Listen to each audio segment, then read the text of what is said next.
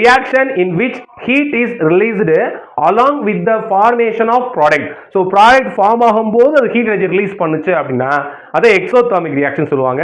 So some of the examples நான் கீழ கொடுத்திருக்கேன் பாருங்க exothermic reactionக்கு burning of natural gas, அதே மாதிரி respiration also என்ன மாதிரி exothermic reaction தான்.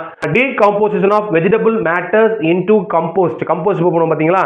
So அது மூணுமே வந்து பாத்தீங்கன்னா example of exothermic reaction, but these are not என்னதுமா combination reaction. ஏன் நல்லா கவனிச்சுக்கங்க, இது ரெண்டு கம்பைன் ஆகி எனக்கு மோர் தென் ஒன் ப்ராடக்ட் கொடுத்துச்சு.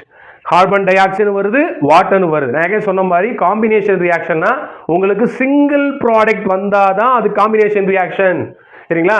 நம்ம இங்க எக்ஸோதெர்மிக் கொடுத்தனால அவங்க சேர்த்து அதோட ஈக்குவேஷன் கொடுத்துருக்காங்க புக்ல, நல்லா தெரிஞ்சுக்கங்க. சரிங்களா? அப்ப எல்லா எக்ஸோதெர்மிக்கும் காம்பினேஷனா இருக்க வேண்டிய அவசியம் கிடையாது.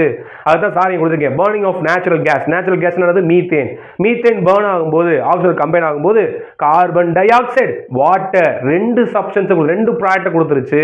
அதோட சேர்த்து லிபரேட் பண்ணுது ஹீட். ஸோ ஹீட்டை லிபரேட் பண்றதுனால இது வந்து என்னது எக்ஸோதெர்மிக் ரியாக்ஷன். அனதர் ரியாக்ஷன் பாருங்க, ரெஸ்பிரேஷன் சொன்னேன். நம்ம சாப்பிட்ட சாப்பாடுல இருக்கக்கூடிய கார்போஹைட்ரேட்லாம் என்ன ஆகும்னா குளுக்கோஸா கன்வெர்ட் ஆகும். அந்த குளுக்கோஸ் என்ன பண்ணும், ஆக்சிஜனோட கம்பைன் ஆகி பர்ன் ஆகி கார்பன் டை ஆக்சைடு வாட்டரா மாறி ஹீட் எனர்ஜியை லிபரேட் பண்ணும். ஸோ ரெஸ்பிரேஷன் ஆல்சோ என்னதுமா எக்ஸோதெர்மிக் ரியாக்ஷன்.